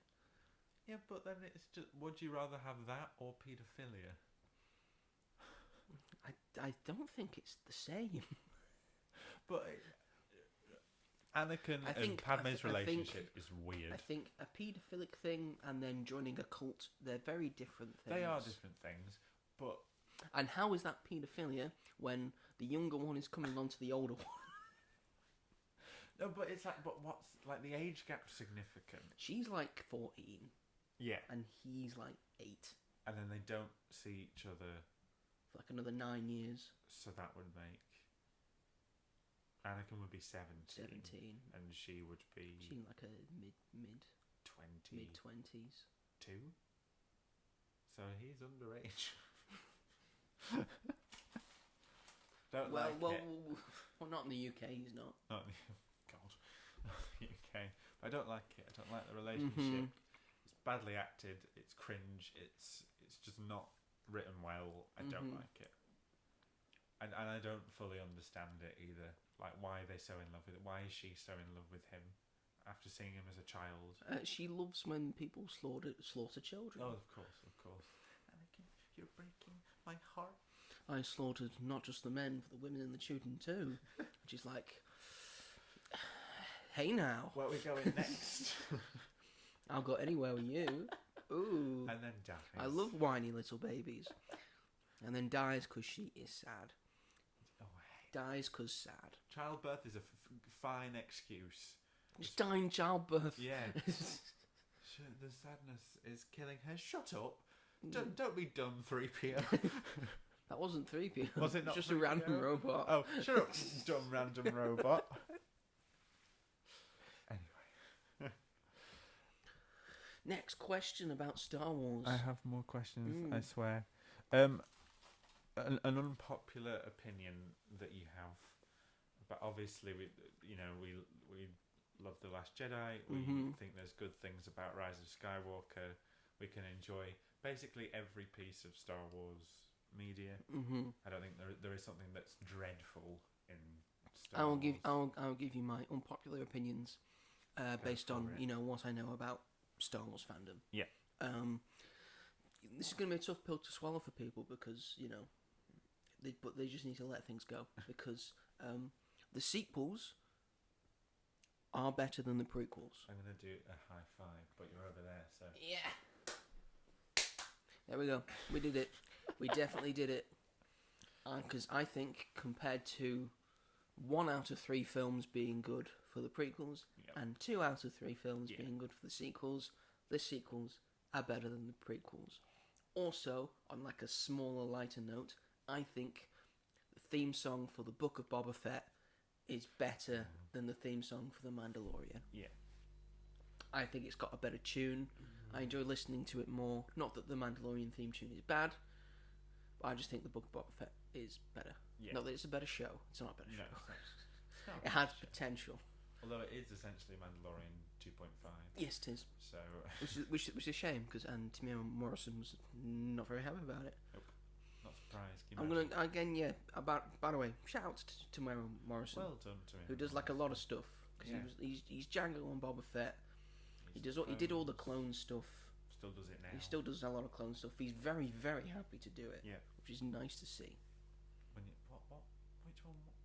What show? I think it was a show where there was a clone on the floor. That was Kenobi. Yeah. That was Obi-Wan Kenobi, right? And it was him, and he was only in it for like a second, and he was there, and he did it. He didn't have to be. He was just and there. he voiced them all as well. Did He voiced in, Does he voice Rex? It's a different person. They get like a different New Zealander Oh, okay. to voice them. That's So fine.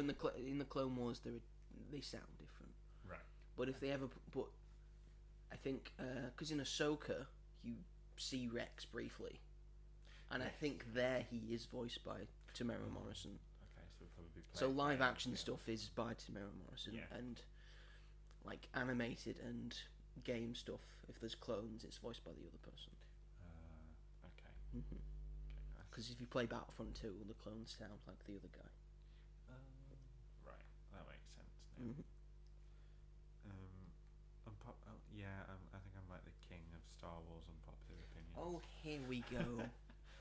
Well, it's not an unpopular opinion, it's an unpopular fact that I've only seen Return of the Jedi once, and that was 6 years ago. I've seen Empire Strikes Back twice, and I found it boring.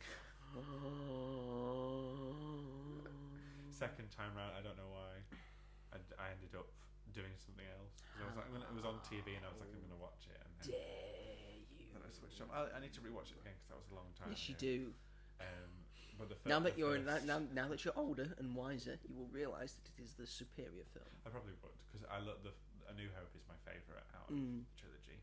That's what you're. That's there you go. Because we talked about what we're doing on Star Wars Day. Yeah. Like a bit ago, and I was saying I think because I'm getting too old to watch every film on Star Wars Day, which I know people do. Yeah. And I used to do, but now there's loads of them. Yeah. So I normally stick to like a trilogy a year. I will normally do prequels, originals, sequels. Yeah. And then there'll be a year where I just watch the best one of each trilogy. That's good. Which will be Revenge of the Sith and Empire Strikes Back and Last Jedi. Yeah. Get mad in the comments. This year I'm watching the sequels, so I think this year you should watch the originals. All three. I won't because I'm out that day. I don't care. That's what you're doing. I'm at Comic Con. That's what you're doing, though.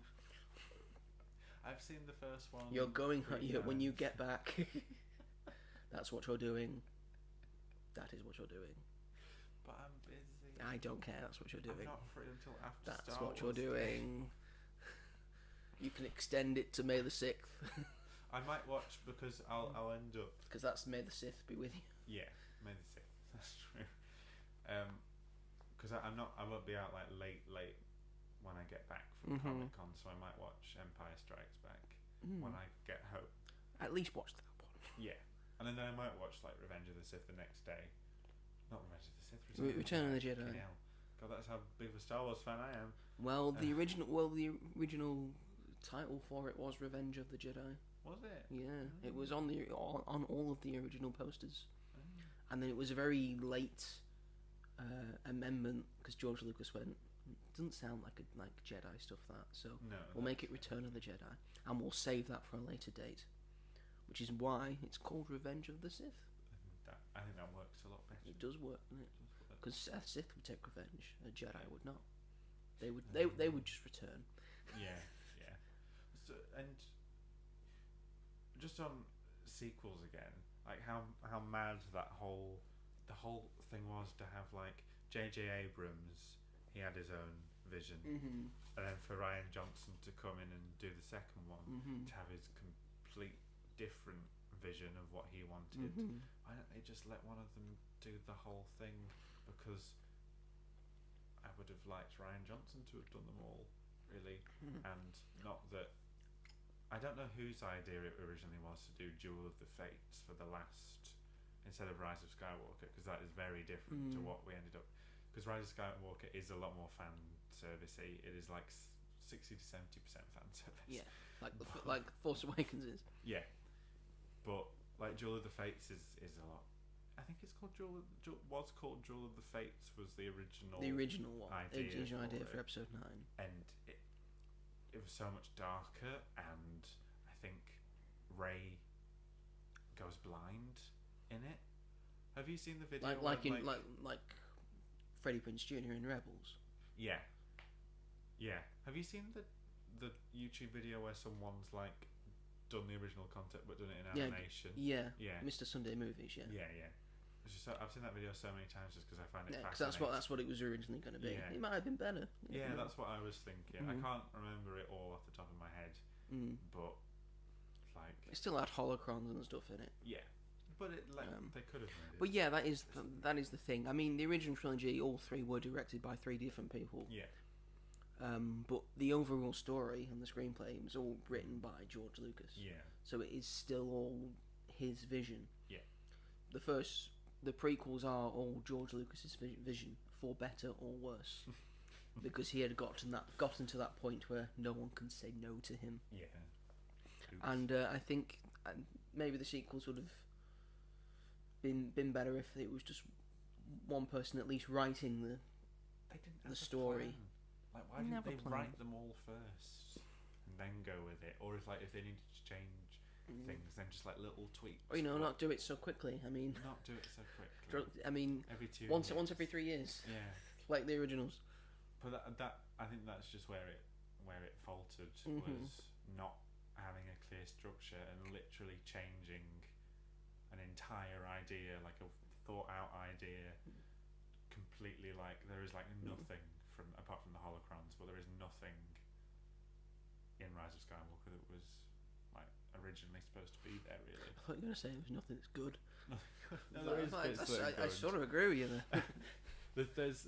It's just just bringing the Emperor back is just like asking for lazy. Yeah, it is lazy. You're right. And the I can't remember what the dagger's called. And it was a Sith dagger. Yeah. Well, she's like, wait, that doesn't align up. Wait a second, let me just pull this little. There it is. It's got a little arrow there. Remember, if I pull the arrow, look! Oh, there we go. Why just make the dagger that length already? Why do you have to add another bit onto it? Anyway, what's your next question? I did have one. An underrated character. I think is underrated. It doesn't get enough. Underrated. That's a difficult question. I feel bad for Rose Tico. I feel bad for Yes. Kelly Marie Tran for getting all that hate and online bullying. I think I quite like her in The Last Jedi. She loses her sister. She literally sees Finn about to flee and escape. And yes, she's like, and my sister died for she this. reacts naturally as you would. Yeah. It's like, you are staying with me. And then she really helps them out. Yes. And a lot of people really don't like the scene where she releases I can't remember what the animals are called. The big dogs. Yeah, the big dogs. We'll call them the big dogs. The big dogs. But I really like that scene, and it helps them get off the planet. Yes, it does. It's So very it's very Star Wars. Yeah, they're like, we need to get off this planet, right? So we can use these creatures, but we can also set them free. Why is that a dumb moment in the film? And she's like an orphan, and she relates to the kids that are in the, she's setting them free, like, and she never was able to. And the Finn stuff is when she saves his life. I think it's a good moment. It's a cinematic moment because they were never going to kill Finn off anyway. But his contract was too big. And then she's barely in the Rise of Skywalker. Yeah. Which is kind of, not that I would have known what she would have done, but she was originally supposed to be part of that team. Have a bigger role. Yeah. But I feel bad for her and the actor, and I feel bad that they gave her such like a bad look as well, if you know what I mean. Like, they could have made her look better. She looks good in Rise of Skywalker. Like, I don't know. But I just feel bad. I have a pop figure of Rose because I told someone once that I quite liked. She probably got it on the cheap because there were probably loads loads left. But and obviously Kira from Solo. Go on. What about? Do you have any that stick out? I think someone who's underrated is Poe Dameron. I quite like his character and his character arc, and it's like sort of like a more stylized version of Cassian Andor. Yeah. In a way that he's come from the bottom, and like all he's known is, and like he's done some shady stuff in the past, and like and then since then all he's known is like being a part of the rebellion or the resistance, and he's one hell of a pilot. And that it really shows that he's one hell of a pilot, especially in Force Awakens and in Last Jedi. Yeah. It really shows that, he's really good at this. He's a good pilot. Good at this. And he's got a best friend called BB-8, and we haven't mentioned BB-8. BB-8, the most adorable thing. He is adorable. He's always rolling around at Comic-Cons. Yes, the most, the one who started the trend of all these droids have to be absolutely adorable. Oh gosh, and they have that one. And it works. Yeah. That one in Rise of Skywalker. Dio. Called, like, so BB-8 had a sidekick. The sidekick to the sidekick. No, thank you. No, thank you. He was so cute. He was. But I think in terms of other people, I don't think Lando gets spoken about much. I do quite like Lando. Lando's cool. Little scamp. Yes, little scamp, and the childish Gambino version of him as well. Yeah, he's good. With all his Donald Glover, I think I think he did a very good job. Yeah, he did. I think that's the more. I think you can tell that Alden Ehrenreich isn't quite Harrison Ford. But Alden Ehrenreich does a very fine job of being a young Han Solo. Mm-hmm. But I think in terms of like being pretty much the same character, I think Donald Glover nails it. Yeah. And of course, Billy D. Williams always comes back to do Lando stuff, like voiceover stuff and all that. It was nice to see him in Rise of Skywalker as well. Yeah.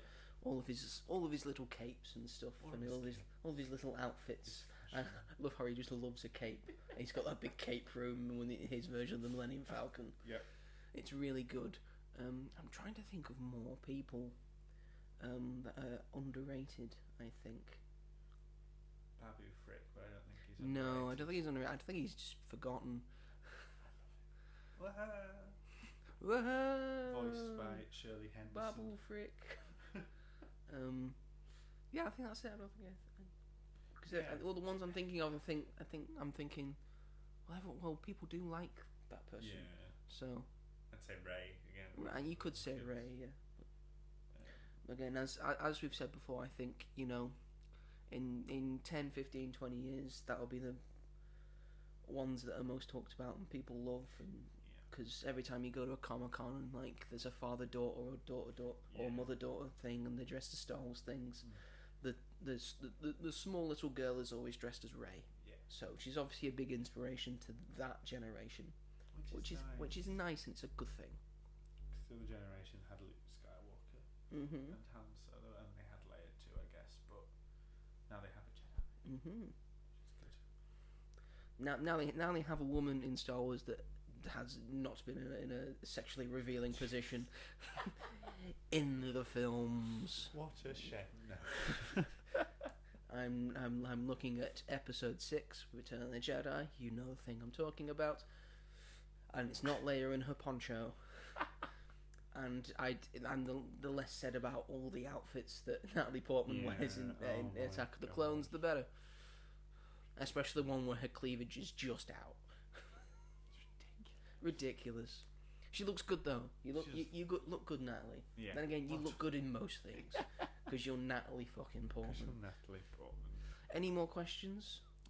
Last one. What colour lightsaber would you have? Oh wow, that is a question. I will let you answer that first. I have no fucking idea. Because what do they mean? They mean like certain things. Because I think like they were trying to like canonize why certain Jedi and certain Sith have certain colours. Yeah. Like so, I think blue kind of means like you're a powerful like dualist in terms of that kind of force. Right. Force, which is why Obi-Wan and Anakin have blue lightsabers, and then if you're wiser with the Force, you'll probably have a green lightsaber. Right. Which is why Qui-Gon has a green one, and Yoda's got a green one, and then eventually Luke gets a green one. Yeah. All this went out the window when in Attack of the Clones, Samuel L. Jackson wanted to see where he was in a big fight scene, so he asked if he wanted a purple lightsaber. And George Lucas went, fine. And you know what? I kind of like the purple lightsaber. Purple lightsaber looks If cool. I had to pick a lightsaber colour, I would go purple lightsaber. Cool. Because that has another meaning why you have a purple lightsaber. It basically means you're a badass. Yeah, that's true. You got a purple lightsaber if you're a badass. When I play Jedi Fallen Order and Jedi Survivor, I can really immerse myself because one, the character is ginger, and two, I can turn my lightsaber any colour I fucking want. So I just always make it purple. And you know what? It goes well. It goes real well. What does yellow mean? Yellow. Yellow is red. Yeah, yellow was like if you were a temple guard, you had a yellow lightsaber, and the librarian also had a yellow lightsaber. Does that mean? So I think it means you're sort of a protector. Okay. You have more protector thing. I think the purple means like you sort of like dip into like the dark side in like a sort of way, because that's what sort of Mace Windu does with his fighting style. Yeah. Because it's a bit more aggressive in terms of for a Jedi that is. So he like sort of like dips his toe into like sort of like a dark side thing, which is why he was so able to handily beat Darth Sidious in that little mini fight they had. That the like 50-year-old Sam Jackson and the guy that had Ian McDermott's face on Yeah. had. Red just means you're a bad guy. I really like the red. Yeah. I think the red looks so good. Yes. And I like that they've done different things with like red lightsabers. Lightsabers. Recently in the Acolyte, they've done the bleeding. Yes. Which had been a thing in the extended universe. Yeah. And has been a canon thing in comic books as well. There's also Kylo Ren's lightsaber, because he's got like a cracked kyber crystal, I think it is, it's why it looks like that when it comes out. There's also because they've got a crossguard as well. That doesn't affect why the things look like that, because if you play Jedi Survivor, you can also get a crossguard. Okay. And it's just it's just normal. There's a bunch of other colours you can get. Yeah. I think apart from the ones I've mentioned, they're all aesthetic. Yeah, of course. They had a whip lightsaber in. They did have a whip Acolyte lightsaber. as well. That was purple, so That it was just means you're a badass. Badass. That just means that woman's a badass. That woman's a badass. And just likes covering up mass murders. Yes. I think it would seem. That's what that one's for. That was. I'm fine. I thought the Acolyte was all right. Come at me. I thought it was. It had right good too. lightsaber duels. You can't deny it didn't have that. That episode where the big action sequence was very good. Yes. I loved that episode. Indeed. What colour lightsaber? Now that I've said all that, what colour lightsaber would you have? Red. You'd be a Sith. But I'm not a Sith.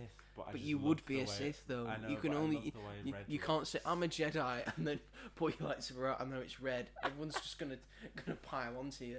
Say, well, you're a liar. That's fine. You can't have a red lightsaber and be a Jedi. This is the next step in. Although I would Star point Wars. out that I think most people in the modern day would just be a grey Jedi, Yeah, that's a good. which point. allows passion and love and all of that. I do but like it doesn't turn. Ahsoka's. Path. She's become more of a grey Jedi. Yeah. Cal Kestis in the Jedi Fallen Order games, he's sort of more of a grey Jedi now. Right. Rey It's. should have been a great Jedi. I think that's sort of what like Jedi have become. I think you can just see that in the thing. I think because I think Luke is more grey Jedi than Definitely nowadays. definitely now. He's closer towards grey Jedi than he is full blown Jedi, because he has like thoughts and opinions and he still has emotions. And sometimes his emotions get the better of him, as it has in all of the films he's been in, not just The Last Jedi. Yeah. He's very much thrown by his emotions, and he has a big sulk. Yeah. And he nearly kills his dad. He nearly turns to the dark side. He has to have a little bit of a think about that. But that is one of my favourite scenes in all of Star Wars. Thinks where he just throws his lightsaber away and goes, "No, I won't turn the dark side. Yeah. I'm a Jedi like my father before me." Yeah. And then nearly kills his nephew. Justified. He was terrified, and he saw what was going to happen. Yeah. So, And the fact that and he didn't. and the amount of people he has lost, Yes. and that's all swirling through his head. Yeah. And he doesn't, and he's not proud of it. Yeah, That's he why hates he's alone. He hates himself for Yeah. it. Just for the fact that he's turned his lightsaber on. Yeah. Yeah, literally. It's not like he went and attacked him. Being a Jedi is hard. Very You've got to hard. make some big decisions. Yeah. Have you ever tried to be a monk? It's difficult. Difficult. We're in a very sex-crazed world. We are. Oh no. Star Wars. And we'll leave it there, shall we? Especially in that universe where, as George Lucas has said, underwear doesn't exist. For God's sake, stop revealing stuff that no one asks about. Why wouldn't it exist? Space underwear. It's fine. It's fine. Holds it all in. But that just means... Because Carrie Fisher asked him that. He said, why am I not allowed to wear a bra? He said, well, there's no underwear in space. There's no underwear in Star Wars. Which in Andor, you see, like, no one's... There's that moment where, I think... what's she called? Like the main girl in Andor. Like his love interest. Yes. Yeah. Like, there's a moment where she's, like, putting on her trousers and she's not wearing any underwear. Oh. because there's no underwear in Star Wars. No underwear in Star Wars. But that also means that there's no underwear in Star Wars for men as well. Let it all hang. Yeah, so that's just hanging around. That's just swaying in the wind. So that may, that may, be, making no. certain decisions become a thing. Oh no. Kit Fisto just lets it all hang. Yeah, he just lets. We don't know what Kit Fisto's I bet doing. he's got 3. I bet he's got 3. Anyway, Star Wars. Sometimes maybe good, sometimes maybe shit. All in all, I quite like it. And I'm looking forward to my day on Sunday. Yeah. Watching a bit of Star Wars. A bit of Star Wars. Which I enjoy. Yeah. Anyway, I think that's the show. I think we've gone on quite enough about Star Wars. You think? Thank you everyone for watching and listening to this podcast. Yep. We very much appreciate it. If you are watching this on the YouTubes, feel free to give it a like and subscribe to As Yet Untitled, and then push the bell notification so you never miss an episode of this podcast, or the Greatest Things episodes, or any of the film reviews that I do. This week I will be doing a review on Thunderbolts, which comes out on today. On today, and then on Friday as well for worldwide, which we will be talking about next week. Definitely. Almost definitely. In terms, if you're listening to this on a podcast, where can they find us, Robert? You can find us on Spotify, Apple Music /podcast, Sony Music, and anywhere else where you might get your podcasts. I missed one, didn't I? No, that's too good. Oh, did I? Was that all fine. of them? Fine. Which ones did you say? I wasn't really paying attention. Spotify, Apple, and Sony. You missed Amazon. Amazon Music. There we go. He's still learning the ropes, ladies and learning gentlemen. the ropes. If you disagreed with any of our comments today, I imagine you will, because we've been talking about the thing that has the most vitriolic and worst fandom in the world. Yeah. So, I imagine we may get some comments about this. But feel free to leave them. It's it's still great publicity for us. Thank you. Thank you. Great user attention. Thank you everyone for watching. Next week, yes, it will be Thunderbolts, and we'll probably be recapping or maybe ranking the MCU Phase 5, because Thunderbolts is where it comes to an end. Phase 5. Sad. It's not been a great one. I think, like many MCU phases, it's been very up and down. Yeah. But we'll see. We're gonna go through it. Yeah. But anyway, I look forward to that next week, that we'll hopefully be doing. Thank you everyone for watching and listening, and we will see you all in the next one. Goodbye. You're such a champion. No! No! We have to end it on that now. Thanks everyone. Take care.